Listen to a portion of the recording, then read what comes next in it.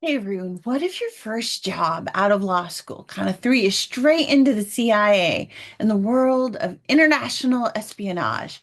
Well, that's exactly what happens to Owen Hendricks in The Recruit. But does this mix of legal drama and high-stakes spy action create a thrilling enough ride? Does it kind of push the limits of believability? With season two now streaming on Netflix, let's break it down and see what makes this Netflix series unique, where it actually delivers, and where it might kind of lose you. If you love spy thrillers with a twist, stick around to find out if this is your next binge-worthy series. Now, before we jump in, please don't forget to give this review a thumbs up and be sure to hit subscribe and share this review with a friend who might like it. All right, everybody, thanks so much. All right, so let's get started. Okay, so Owen Hendricks, played by Noah Centineo, is this rookie CIA lawyer, and he's kind of assigned to sift through what's known as the gray mail. And yeah, it's just as exciting as it sounds. All right, so letters from these people, this gray mail. These letters are actually claims from people who say they have classified agency secrets that they're willing to expose. And yeah, most of them are pretty much nonsense.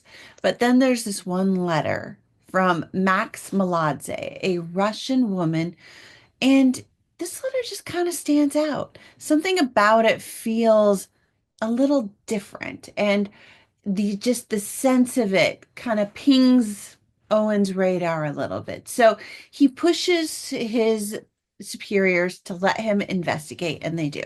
So when he actually goes out and he meets Max, it's pretty clear that she is not bluffing. She clearly knows something, and actually a lot of things that she shouldn't know. She actually poses a real and credible threat to national security.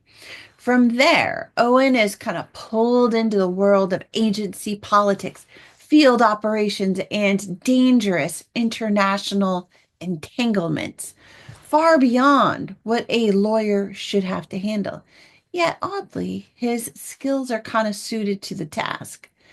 Season two expands the scope of what Owen is working on, introducing him to new characters. But, none of them are really as compelling as Max. She really was a standout and was really well developed.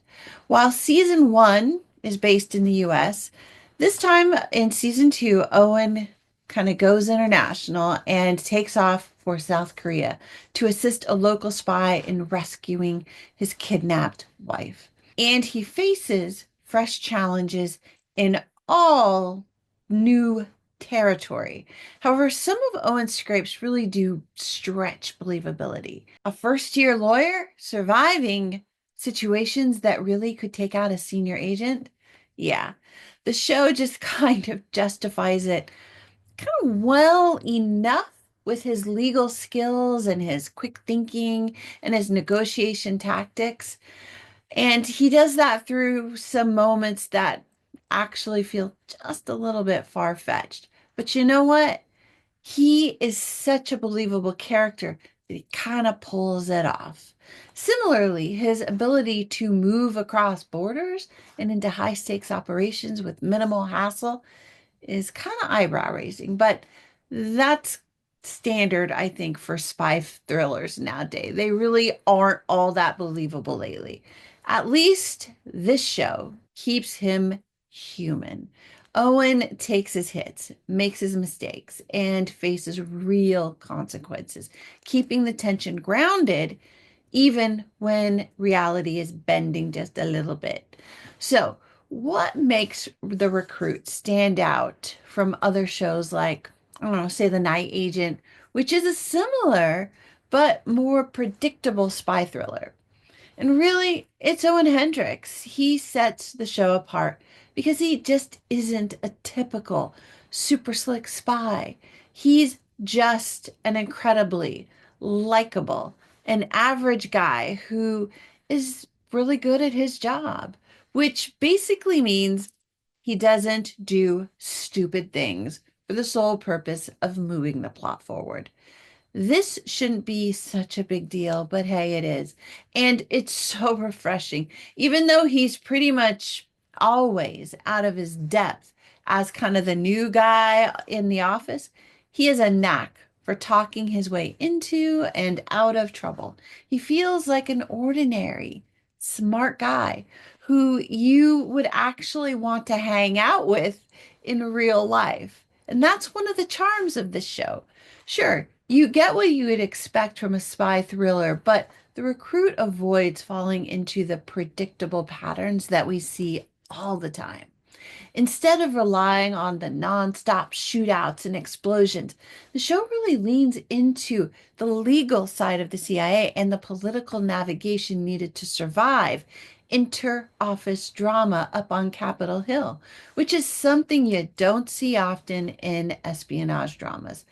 That legal framework is what makes this show different, offering a fresh perspective on the spy drama while still achieving plenty of action and suspense, which is what keeps us coming back for more.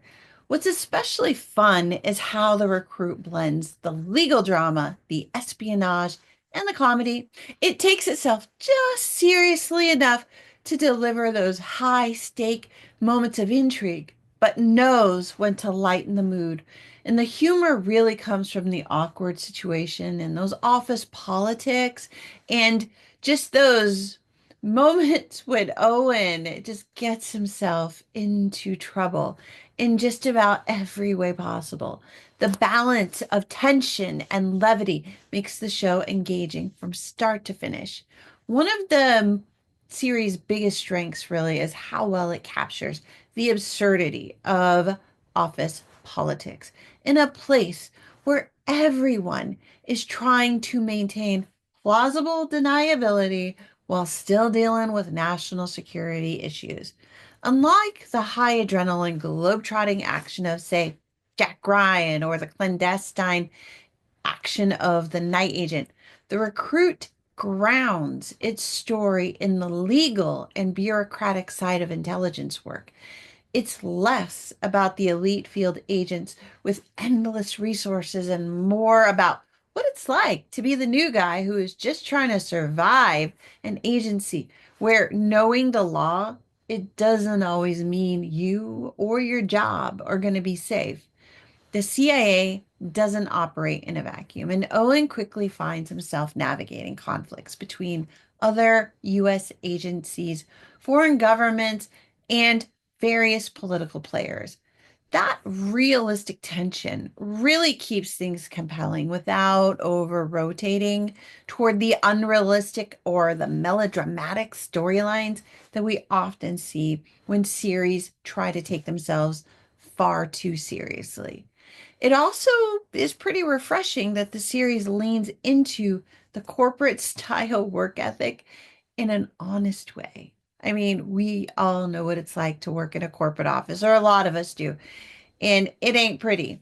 Showing the good and the bad, which allows the legal office drama to keep that high stakes world of intelligence feeling grounded, that's where this series really excels.